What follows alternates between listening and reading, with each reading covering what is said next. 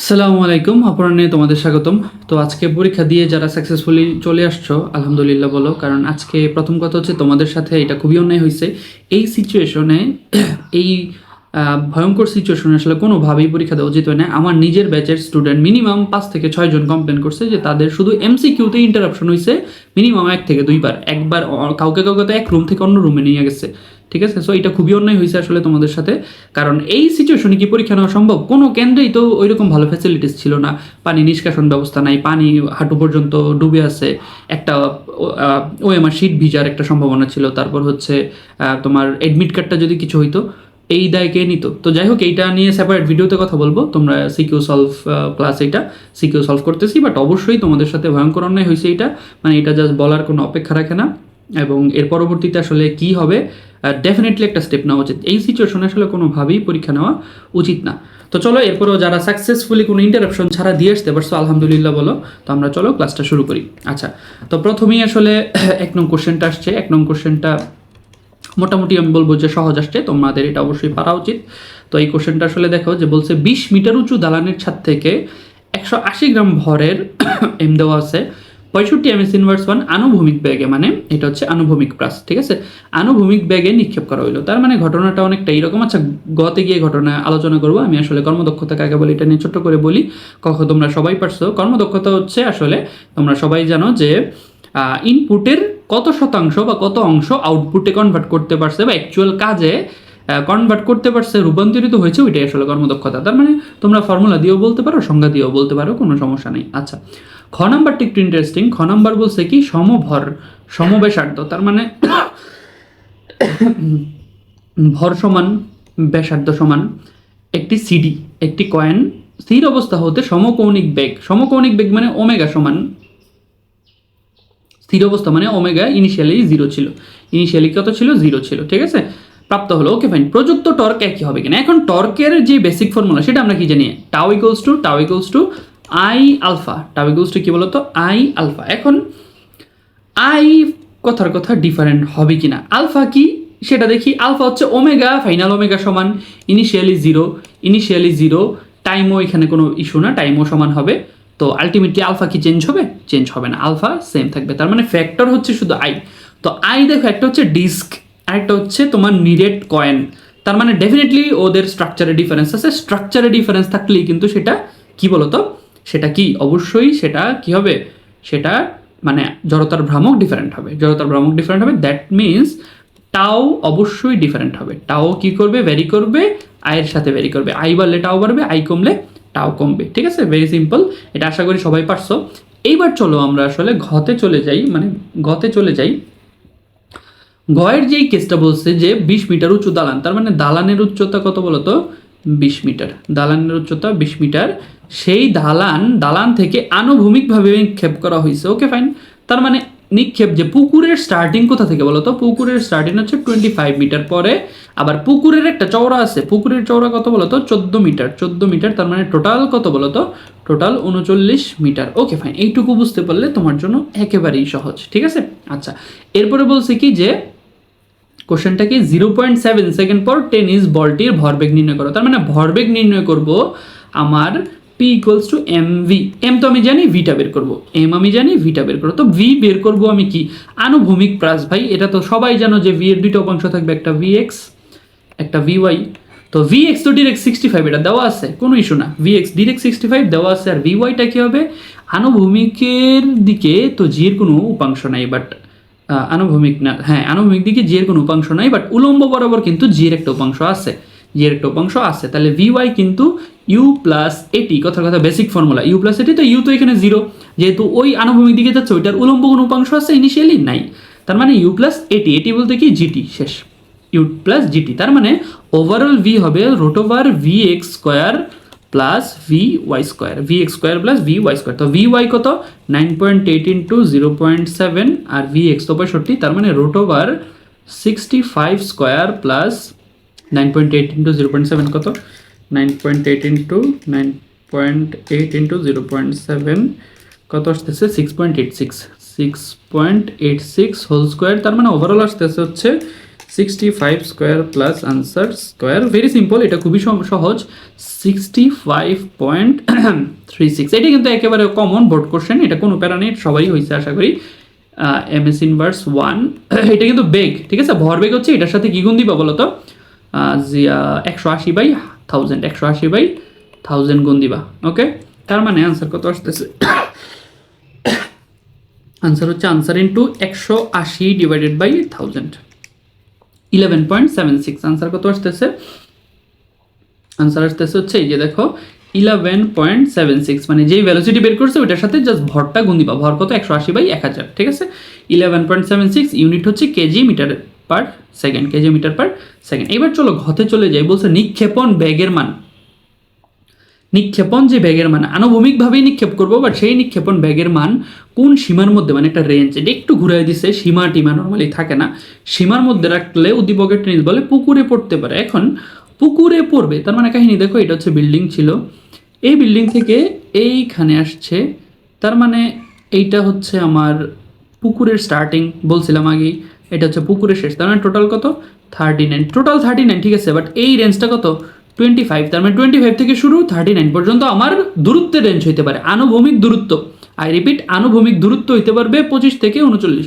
তাহলে ঠিক আছে, এই কন্ডিশনটাই লেখো, 25 থেকে শুরু হবে, বড় হইতে হবে, আনুভূমিক দূরত্ব কত পর্যন্ত হইতে হবে 39 পর্যন্ত শেষ, এইটা হচ্ছে আমার স্টার্টিং করবে এইভাবে। ওকে, আচ্ছা এবার আসি যে তোমার এই যে 20 মিটার দেওয়া আছে, এই যে 20 মিটার, মানে আমরা এক্স ইকুয়ালস টু কি জানি, এক্স ইকুয়াল টু ভিটি না, এক্স ইকুয়াল টু আমি কি জানি ভিটি, তো এই ভিটাই তো বের করবো যে আনুভূমিক কত বেগে নিক্ষেপ করব, আর টি, এখন টি কথা হচ্ছে, টি তো আর র্যান্ডম কোনো টাইম হবে না, টি হচ্ছে এমন টাইম হইতে হবে যেটা পুরাটা পড়তে লাগছে, পুরাটা পড়তে লাগছে, তো পুরাটা পড়তে লাগছে, এই টি আসলে কেমনে বের করতে পারি আমরা, দেখো আমরা জানি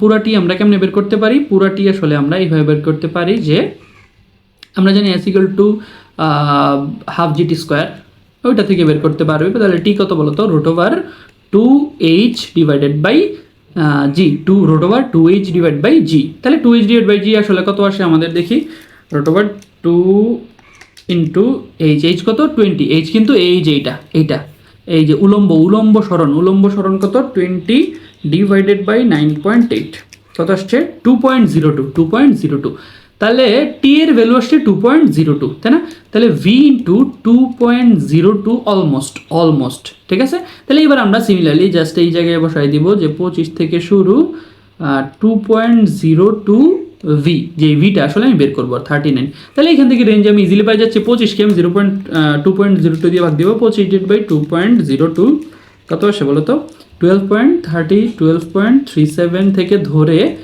এখানে একটা ইকুয়াল দিও, ভি কত হবে 39 ডিভাইডেড বাই 2.02, ঠিক আছে, কত আসে 19.3, that's my answer, that's my range, ঠিক আছে, এটাই আমার আনসার, এটাই আসলে কি হবে রেঞ্জ হবে। ওকে, আচ্ছা ঠিক আছে, এরপরের কোশ্চেনটা কিন্তু ইন্টারেস্টিং, এইটা কিন্তু আমি বলবো যে একদম সহজ আসে নাই, এটা যথেষ্ট ঘুরানো ছিল, মানে একটু ইউনিক ফর্মুলা, একটু ডিফারেন্ট ফর্মুলা, আনকমন বলবো না, বাট একটু ডিফারেন্ট ফর্মুলা যেটা নর্মালি আসে না। ওকে, তো চলো ব্যাংকিং কোণ, এটা তোমরা সবাই পারবা, এটা নিয়ে আমি কিছু বলতেছি না, যে রাস্তার তোমার এই যে মানে গোলাকার রাস্তার মধ্যে বাঁক নেওয়ার সময় এক পাশ থেকে যখন আরেক পাশ যতটুকু অ্যাঙ্গেলে উঁচু রাখা হয় ওইটাই কি আসলে ব্যাংকিং কোণ, ঠিক আছে।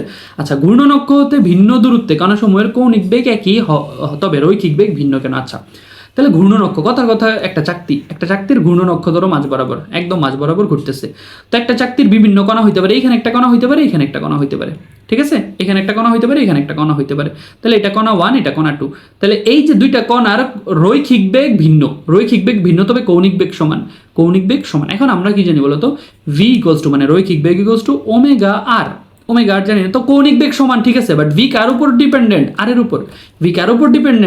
উপর, তার মানে আর ডিফারেন্ট মানে ভি ডিফারেন্ট, তো আর আবার কি, আর হচ্ছে মানে ঘূর্ণন অক্ষ থেকে ব্যাসার্ধ, ঘূর্ণন অক্ষ থেকে দূরত্ব, তো খুব সুন্দর করে এই ফর্মুলা দিয়ে বলে দিবা যে যেহেতু আর ডিফারেন্ট তার মানে ওমেগা সমান হলেও কিছু আসে যায় না, ভি আলটিমেটলি বা রৈখিক বেগ ডিফারেন্ট হবে। ওকে, আই হোপ সবাই বুঝতে পারছো। ওকে, এটা এইটুকু পর্যন্ত সহজ, কোনো ইস্যু নেই। গতে আসি, গতে বলছে যে উদ্দীপকের সিডি অক্ষের সাপেক্ষে সিলিন্ডারটির জড়তার ভ্রামক নির্ণয় করো। এইটা কিন্তু একটা ইন্টারেস্টিং কোশ্চেন। সিডি অক্ষের সাপেক্ষে সিলিন্ডারের জড়তার ভ্রামক নির্ণয় করো। তো ফিগারটা একটু দেখো, ফিগারে কিন্তু একটু কাহিনী আছে। ফিগারটায় কি কাহিনী আছে? ফিগারটা হচ্ছে এটা কিন্তু কোনো সুষম দণ্ড না, খেয়াল রেখো। ভুল তোমরা ম্যাক্সিমাম জায়গায় এটা করবা যে এটা ভাববা সুষম দণ্ড, ওকে, বাট কোশ্চেনে ক্লিয়ারলি বলে দিছে এটা সিলিন্ডার, এটা সিলিন্ডার, এটা কোনো সুষম দণ্ড না যে তুমি 1/12 ml² ইউজ করবা। নো, দ্যাটস নট, এটা করা যাবে না। তো এটা আসলে সিলিন্ডার, বাট সিলিন্ডারের আবার আমরা জানি কি, সিলিন্ডার ধরো এটা সিলিন্ডারের আমরা যে সূত্রটা জানি সেটা কিন্তু একদম মাঝ বরাবর, সিলিন্ডারের মাঝ বরাবর, বাট সিলিন্ডারের লম্ব দিক দিয়ে আমরা কিন্তু নর্মালি সেই সূত্রটা খুবই কম জানা হয়, ঠিক আছে? তাহলে সেই সূত্রটা আসলে একটু দেখো। তাহলে সিলিন্ডারের সেই সূত্রটা যদি আমরা একটু দেখি যে গতে কি বলছে, গতে বলছে প্রথম কথা হচ্ছে সিলিন্ডারের যেই এই বরাবর জড়তার ভ্রামকের সূত্র আমরা জানি কিনা। তাইলে আই ধরো ইনিশিয়াল আই, আমি বলি old, I old equals to কী হবে বলো তো? আইয়ের ফর্মুলাটা হচ্ছে M into r² / 4 plus L² / 12। এই ইউনিক এই কোশ্চেন মানে এই সূত্রটা কিন্তু ইউনিক, নর্মালি আমরা ইউজ করি না, খেয়াল রাখো, নর্মালি এটা ইউজ করা হয় না, ঠিক আছে? সো কিছু করার নাই, এটা তোমার জানা থাকতে হবে, অনেকেই হয়তো বা জানো না। তো এম কত? এম হচ্ছে কত, এম হচ্ছে 2 কেজি, তো এম 2 কেজি, r², আর কিন্তু রেডিয়াস দেওয়া আছে কত, ব্যাসার্ধ হচ্ছে 220, তো 0.2 ডিভাইডেড বাই কত 4 প্লাস এল কত, এল হচ্ছে টোটাল দৈর্ঘ্য দেওয়া আছে 160, তার মানে তোমার 160 ডিভাইডেড বাই 100 মানে 1.6 ডিভাইড বাই কত 12, এটা তো আবার হোল স্কোয়ার, ওকে? তাহলে দেখি কত আসে, 2 ইন্টু 0.2 ডিভাইডেড বাই 4 প্লাস হচ্ছে তোমার 1.6 হোল স্কোয়ার ডিভাইড বাই 12, ঠিক আছে? তাহলে ইনিশিয়াল জড়তার ভ্রামক আসছে হচ্ছে আমার 0.44, কত বলো তো, 0.4466 কাইন্ড অফ এরকম, এটা হচ্ছে ইনিশিয়াল। বাট কথা আছে, কোশ্চেনে বলছে কি যে উদ্দীপকের সিডি অক্ষের সাপেক্ষে, এখন ভাই সিডি অক্ষ কিন্তু আবার এই বরাবর না, সিডি অক্ষ কিন্তু এই বরাবর না, সিডি অক্ষ কিন্তু 60 সেন্টিমিটার দূরে। তার মানে আমাকে ইউজ করতে হবে আসলে সমান্তরাল অক্ষ উপপাদ্য, আমাকে ব্যবহার করতে হবে সমান্তরাল অক্ষ উপপাদ্য, যেটা আমি জানি যে আই নিউ, আমি এইভাবে মনে রাখি আর কি, আই নিউ বা এইভাবে পড়াই যে আই নিউ নতুন, মানে যে কোনো অক্ষ যদি চেঞ্জ করে দেয়, I new equals to I old plus M into k² দিই। কে হচ্ছে ওই অক্ষ থেকে কতটুকু অক্ষ তুমি দূরে গেছো ওইটার দূরত্ব, ওকে?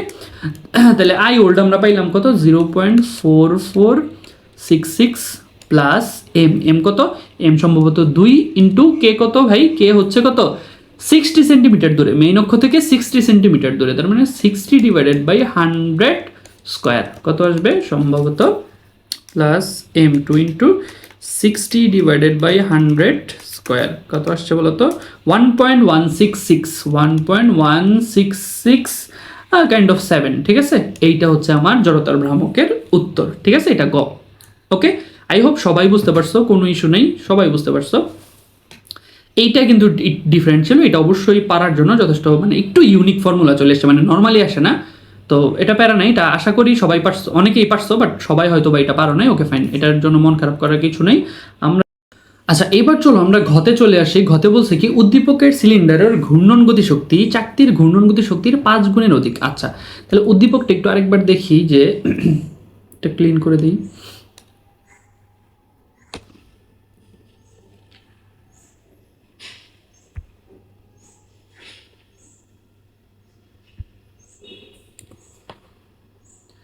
ওকে ফাইন, তাহলে বলছে কি যে পরবর্তীতে সিলিন্ডারটিকে গলিয়ে, মানে এটাকে গলানো হয়েছে, গলিয়ে 30 সেন্টিমিটার ব্যাসার্ধের ও সমভরের, ভর সমান জাস্ট ব্যাসার্ধ চেঞ্জ করা হয়েছে, ভরেরটি বৃত্তাকার চাকতি বানিয়ে, মানে ওইটার একটা বৃত্তাকার চাকতি বানাইছে, মানে তার ভর কেন্দ্রগামী, বৃত্তাকার চাকতির ক্ষেত্রে কিন্তু আবার ভর কেন্দ্রগামী অক্ষের সাপেক্ষে একইভাবে ঘুরেছে। তো যেহেতু একইভাবে ঘুরানো হয়েছে, তার মানে আমরা বলতে পারি কি বলতো, ওমেগা সমান, ওমেগা দুইটার সেম, কোনো কাহিনী নেই, এই যে দুইটা পার্ট হবে আমার এখানে, একটা পার্ট দুইটা পার্ট, প্রথমটা হচ্ছে আমার কি সিলিন্ডারের, তো সিলিন্ডারের ক্ষেত্রে আমরা গতিশক্তি জানি, ঘূর্ণন গতিশক্তি হাফ, সবার ক্ষেত্রে semi, half I omega square, তো হাফ ইন্টু আই কত পাইছিলাম 1.1667 ইন্টু, কেন 1.1667, কারণ বলেই দিছে যে ঘুরানো হয়েছে সিডি অক্ষের সাপেক্ষে, তো সিডি অক্ষের সাপেক্ষে তুমি জড়তার ভ্রামক বের করবা না, বের করবা, তাই না? আর ওমেগা কি বলতো, ওমেগা বলছে কি 120 বার ঘুরানো হয়েছে, তার মানে 120 ইন্টু 2 পাই ডিভাইডেড বাই যেহেতু 1 মিনিটে, তার মানে 60, ঠিক আছে, এত স্কোয়ার, ওকে? তাহলে দেখি কত আসে, তাহলে 0.5 into 1.1667 into 120 into 2 pi divided by 60 whole square, তাহলে 92.11, ঠিক আছে। এটা হচ্ছে ধরো প্রথম মানে এর প্রথম মানে সিলিন্ডারের সাপেক্ষে। এইবার দেখো তো বৃত্তাকার চাকতির ক্ষেত্রে আমরা রেডিয়াস দেওয়া আছে কত 30 সেন্টিমিটার, রেডিয়াস দেওয়া আছে 30 সেন্টিমিটার, ভরটর সব সমান। তাহলে দেখো বৃত্তাকার চাকতির আমরা ই বের করবো, E equal to same half I omega square. তো হাফ আই ওমেগা স্কোয়ার যদি হয় হাফ ইন্টু আই, আই কি হবে এখানে আইটাই খেয়াল করার বিষয়, যেহেতু বৃত্তাকার চাকতি, তো বৃত্তাকার চাকতি ওইটা আবার কি ভর কেন্দ্রগামী, তাহলে কি হাফ এম আর স্কোয়ার, আর কিছুই না, half m r square into omega কত, ওমেগা কিন্তু সেম হবে, তাহলে 120 into 2 pi divided by 60 whole square. Okay, তাহলে দেখো হাফ 0.5 ইন্টু 0.5 ইন্টু এম কত 2 into 30 divide by 100 square into 120 into 2 pi divided by 60 square, এটা হচ্ছে 7.10। তো দেখো অবশ্যই কোশ্চেনে বলছে কি যে 5 গুণের বেশি হবে কিনা, 5 গুণের বেশি হবে কিনা, তো রেশিও দেখাই দিবা 92 ডিভাইড বাই 7.10, অবশ্যই 5 গুণের বেশি হবে, অলমোস্ট 12 সামথিং দেখাই দিবা, ঠিক আছে, এটা সহজ। ওকে, এরপরে আসি কতে যদি আসি মুক্তিবেগ কাকে বলে। তো মুক্তিবেগ কাকে বলে তোমরা সবাই জানো, মুক্তিবেগ খুবই সিম্পল।